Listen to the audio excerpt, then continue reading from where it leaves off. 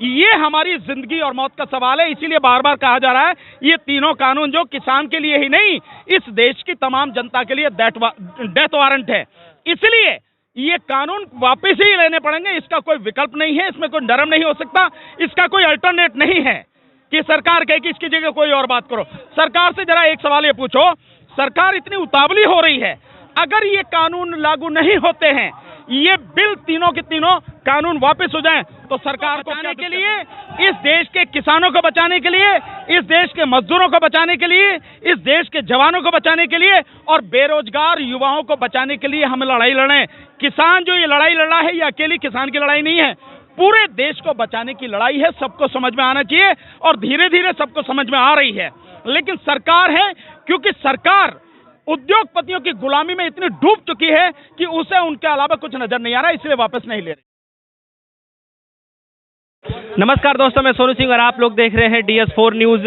आज जो है वार्तालाप के बाद का जो समय हम आपको बता दें, क्योंकि जो 9वां वार्तालाप था वो सरकार की तरफ से जो है और किसानों भाइयों की तरफ से जो रखा गया था वो विफल ही रहा है। हालांकि वार्तालाप पे वार्तालाप यानी कि तारीख पे तारीख जो है बार बार दिया जा रहा है, लेकिन विफल ही है, मिल रहा है किसानों भाइयों का। किसानों भाइयों का ये कहना है कि जब तक ये बिल वापसी नहीं होगा वो घर वापसी नहीं जाएंगे। हालांकि जो तीनों जो बिल है लाए गए हैं, कृषि मंत्री जो है उनका कहना यह है कि बिल जो है रद्द तो नहीं होगा, लेकिन किसान भाइयों से मैं कहना चाहता हूं कि कोई दूसरा विकल्प ले करके आए, ढूंढ करके आए, तब जो है इसका समाधान निकलेगा। हमारे साथ जो है यूपी बॉर्डर पे किसान भाइयों का समर्थन देने के लिए जो है एडवोकेट भानु प्रताप जी जो है और सुप्रीम कोर्ट के माने जाने वकील वो मौजूद है, और उनके साथ में जो है काफी सारी संख्या में जो है फौजी भाई, पूर्व सैनिक जो है लगातार डटे हुए काफी दिनों से। आइए बातचीत करते हैं, आज काफी कुछ सुनने को मिलेगा, काफी कुछ सुनने को मिलेगा जनता को। आइए बातचीत करते हैं सबसे पहले एडवोकेट भानु जी से। सर नमस्कार, आपका कैसे आप देखते हैं आखिरी वार्तालाप भी है, विफल रही है, क्या कहना चाहेंगे आप? नहीं, वार्तालाप का तो हमें परिणाम पहले ही मालूम था कि कुछ होना नहीं है और सरकार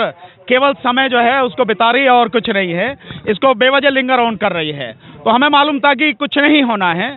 बस मेरा आपके माध्यम से यही कहना है, मेरा व्यक्तिगत सुझाव ये है कि आगे जो 15 तारीख का समय दिया गया है, हमें किसी भी हालत में उस वार्ता में शामिल नहीं होना चाहिए, क्योंकि हम सबको परिणाम मालूम है। सरकार अपने रवैये पर अड़ी हुई है और हमारे लिए जिंदगी मौत का सवाल है। जब तक तीनों कानून वापस नहीं होंगे, MSP कानून नहीं बनेगी, तब तक हम लोग यहाँ से वापस जाने वाले नहीं हैं। तो हमें अपने आंदोलन को मजबूत करने की रणनीति अपनानी चाहिए, बाकी हमें वहां जाने की जरूरत नहीं है। जाएंगे नहीं तो फिर वो उनको तो मौका मिल जाएगा कहने के लिए। किसको मौका मिल जाएगा? तो सरकार अब तक क्या कर रही है? सरकार को अब तक नहीं पता कि क्या होना क्या नहीं होना। मैं तो आपको बहुत स्पष्ट रूप से कह सकता हूं कि प्रधानमंत्री ने ये बिल नहीं पढ़ा, कानून जो है, जो आपके कृषि मंत्री हैं उन्होंने नहीं पढ़ा। किसी भी व्यक्ति ने जो ये सब कह रहे हैं कि लोगों को गुमराह किया जा रहा, विपक्ष गुमराह कर रहा है, इनमें से किसी भी व्यक्ति ने कानून पढ़ा नहीं है। अगर वो कानून पढ़ते और संवेदना उनकी मरी हुई नहीं होती तो वो इन कानूनों को कब का वापिस ले लेते हैं। ये जो चीजें हैं ये सरकार को समझने की जरूरत है। अच्छा, तो फिर वो ये भी कह रहे हैं कि आप सुप्रीम कोर्ट जाना, सुप्रीम कोर्ट चले जाइए। हम क्यों जाएंगे सुप्रीम कोर्ट? सबसे देखिए, मैं बधाई देता हूं जो हमारी ये संयुक्त किसान संघर्ष समिति है उसको, कि पहली बार किसी एक संगठन ने, या यूं कहें कि किसानों के एक संगठन ने एक सबसे बढ़िया और सबसे बड़ा निर्णय लिया कि हम किसी भी हालत में अदालत में नहीं जाएंगे। हमें अदालत में जाने की जरूरत नहीं है, हम लोकतांत्रिक तरीके से अपनी लड़ाई लड़ेंगे। क्योंकि उन अदालतों में क्या जाना है जहां पहले ही कितने ही बिल पड़े हैं। आप देख रहे हैं, फौजी साथी हैं आपके सामने, सरकार ने 1 रैंक 1 पेंशन की बात करी, आज तक 2000 से ज्यादा दिन हो गए लगातार आंदोलन चल रहा, आज तक लागू नहीं किया। और ये मुकदमे जो हैं कोर्ट में भी पड़े हैं, लेकिन कोर्ट में भी डिसाइड नहीं हुए। तो जब कोर्ट में ये डिसाइड नहीं हुए, जो कश्मीर का अनुच्छेद 370 का मसला है वो डिसाइड नहीं हुआ, जो इलेक्टोरल बॉन्ड का मसला है वो डिसाइड नहीं हुआ, तो सारी चीजें जब डिसाइड नहीं हुई हैं तो कोर्ट में जाके करेंगे क्या? और फिर बात यह है कि कोर्ट में ऑलरेडी ये मैटर पड़ा है, कोर्ट जो चाहे डिसाइड कर ले। इसलिए जो फैसला है, पूरे देश को इसका स्वागत करना चाहिए। जो हमारी किसान संघर्ष समिति के साथियों ने कहा है कि हम कोर्ट में नहीं जाएंगे, ये बहुत बढ़िया फैसला है। लेकिन वो ये कह रहे हैं कि जब तक जो है कोई पक्ष जो है, दोनों पक्षों में से जब तक कोई एक नरम नहीं होगा, बीच का रास्ता नहीं निकलेगा। काहे का नरम? मतलब आप ये कहना चाहते हैं कि मेरे गले में सरकार ने जो फांसी का फंदा डाल रखा है, जिसे डाल के वो खींच रही है, मैं उसको ये कहूं भाई इधर से थोड़ा इधर को सरका ले यार, ऐसे कर ले हैं। लेकिन सरकार कहती कुछ भी करवा ले, फंदा नहीं निकालूंगा, खींचना जरूर है। तो क्या करना चाहिए मुझे, जरा आप बताएंगे? आप ये हमारी जिंदगी और मौत का सवाल है। इसीलिए बार बार कहा जा रहा है ये तीनों कानून जो किसान के लिए ही नहीं, इस देश की तमाम जनता के लिए डेथ वारंट है। इसलिए ये कानून वापस ही लेने पड़ेंगे, इसका कोई विकल्प नहीं है, इसमें कोई नरम नहीं हो सकता, इसका कोई अल्टरनेट नहीं है कि सरकार कहे कि इसकी जगह कोई और बात करो। सरकार से जरा एक सवाल ये पूछो, सरकार इतनी उतावली हो रही है, अगर ये कानून लागू नहीं होते हैं, ये बिल तीनों के तीनों कानून वापस हो जाएं, तो सरकार को क्या दिक्कत है, सरकार को क्या नुकसान है? हमारे फायदे नुकसान की बाद में सोचना, सरकार का क्या नुकसान है ये बताएं। प्रधानमंत्री इसको क्यों नहीं बताते हैं? बीच का जो विकल्प है क्या निकलने वाला है? कोई विकल्प नहीं है, एक ही विकल्प है, सरकार तीनों कानून वापस ले, एमएसपी को कानून बनाए, नहीं तो अपना बोरिया बिस्तरा बांध के तैयार रखे। इस बार सरकार को उखाड़ के फेंक दिया जाएगा अगर नहीं मानेगी तो। वो झुकने को तैयार नहीं है, आप लोग झुकने को तैयार नहीं, हमारे झुकने का कोई मतलब ही नहीं है, हम तो पूरी तरह से जमे हुए हैं, हमारे पास कोई दूसरा रास्ता ही नहीं है। हम सारे के सारे देश को बचाने के लिए, इस देश के किसानों को बचाने के लिए, इस देश के मजदूरों को बचाने के लिए, इस देश के जवानों को बचाने के लिए और बेरोजगार युवाओं को बचाने के लिए हम लड़ाई लड़ें। किसान जो ये लड़ाई लड़ रहा है, ये अकेली किसान की लड़ाई नहीं है, पूरे देश को बचाने की लड़ाई है। सबको समझ में आना चाहिए और धीरे धीरे सबको समझ में आ रही है। लेकिन सरकार है, क्योंकि सरकार उद्योगपतियों की गुलामी में इतनी डूब चुकी है कि उसे उनके अलावा कुछ नजर नहीं आ रहा, इसलिए वापस नहीं ले रही है। ऐसी स्थिति में है, मैं आपको बताना चाहता हूँ, ऐसी स्थिति में फिर किस तरीके से हल निकलेगा? कह रहे हैं बार बार विकल्प लेकर आइए, किसान भाई इतने हट लगा करके ना बैठे, थोड़ा सा समझने का प्रयास करें। जी, स्थिति में क्या होगा? हट किसानों ने नहीं लगाई हुई है, हट सरकार ने लगा रखी है। सरकार को समझना होगा। और सबसे पहले मैं आपके चैनल के माध्यम से जो भी जिन किसानों की अब तक यहाँ शहादत हुई है, उनको विनम्र श्रद्धांजलि अर्पित करता हूँ। और सरकार के उन मंत्रियों से ये कहना चाहूँगा कि दुश्मन के घर में भी अगर जनाजा उठता है तो वहाँ भी कंधा देने के लिए चले जाते हैं, लेकिन ये तो आपके अपने हैं, इन्होंने आपको सत्ता में बैठाया है, तो आप इनकी दो शब्द श्रद्धांजलि के लिए नहीं बोल सकते, तो किस लिए आप सत्ता में बैठे हैं? आपको तो सत्ता छोड़ देनी चाहिए। न कृषि मंत्री ने कहा, न प्रधानमंत्री ने कहा, न बीजेपी के किसी नेता ने कहा, न आरएसएस जो इनको सबको कंट्रोल कर रही है, चला रही है, न उन्होंने किसी ने कहा। 70 के लगभग लोग जो हैं शहीद हो चुके हैं इस आंदोलन में। ऐसी सर्दी में बैठे हैं, बारिश में बैठे हैं, सरकार को नहीं चाहिए कि कुछ तो संवेदना उसकी होनी चाहिए?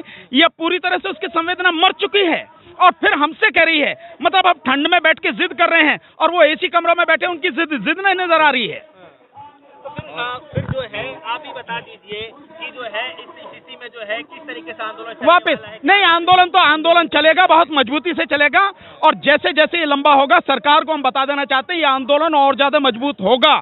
जो क्षेत्र अभी छूट गए हैं, जहां तक बात नहीं पहुंची है, हर घर तक, हर गांव तक, हर गली तक, हर शहर, हर जिले तक, हर राज्य तक इस कानून को पूरी तरह से पहुंचा दिया जाएगा कि देश के विनाश का कानून है। हम ये जो किसानों की पीड़ा है, देश की पीड़ा है, हर व्यक्ति तक पहुंचा देंगे। अगर सरकार ज्यादा डिले करती है तो सरकार के लिए दिक्कत खड़ी होगी। अभी केवल दिल्ली के बॉर्डर पर नजर आ रहा है, आने वाले समय में आपको ये आंदोलन पूरे और जो प्रदेश है उनकी राजधानियों में नजर आ सकता है और बाकी जो आने वाले और 4-5 रास्ते दिल्ली को बंद करने के रह गए, वो भी रास्ते बंद किए जा सकते हैं। सरकार को पता होनी चाहिए। चलिए ठीक है, इन जो जवान भाई जो पूर्व जवान, इनके लिए आप क्या कहना चाहते हैं? देखिए, मैं बहुत सिंपल से कहना चाहूंगा, देश में दो ही लोग देश के लिए सबसे ज्यादा काम करते हैं। एक जवान जो देश की रक्षा करता है अपना सर्वस्व न्यौछावर करके, और एक किसान। और इस सरकार ने दोनों को ही पूरी तरह से तबाह और बर्बाद कर दिया है।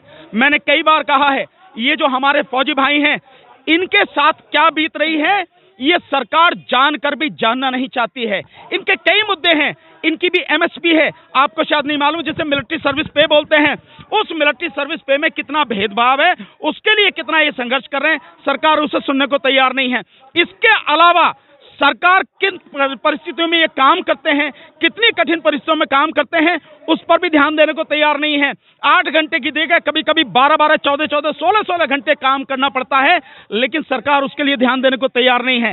चाहे इनकी कैंटीन की समस्या हो, उस पर भी सरकार ध्यान देने को तैयार नहीं है। और चाहे इनकी 1 रैंक 1 पेंशन, जिस पर धोखा दिया है सरकार ने, विशेषकर मोदी जी ने धोखा दिया है, उसे भी ठीक करने को तैयार नहीं है। इससे ज्यादा और मैं क्या बताऊंगा, इनकी जो दिक्कतें हैं, बहुत बड़ी दिक्कतें हैं, पर सरकार सुनने को तैयार हो, सुनने को सरकार तैयार नहीं है। अच्छा, यूपी पुलिस में सर एक वीडियो वायरल हो रहा है, पुलिस जो है किसान भाई से ये कह रहा है कि यहाँ से चला जा वरना तेरा छज्जा खिंचवा लूँ, घर का छज्जा खिंचवा। नहीं छज्जा क्या भैया, तू तो जो है सरकार, क्योंकि जिसका बाप दरोगा उसे काहे का डर, तो मोदी जी जिसके वो हाँ खैर खुआ वो कुछ भी कर सकता भैया, कर ले भाई, तेरी मर्जी है, तेरी सरकार है, लेकिन उसे ये बताना कि ये जो चक्र है ना नेचर का, प्रकृति का चक्र घूमता रहता है, और जो तुम बोओगे ना, जब तुम्हें ये कट के मिलेगा ब्याज सहित, तब भैया संभाल लीजिए उसे, बस इतनी बात कहनी है उसको।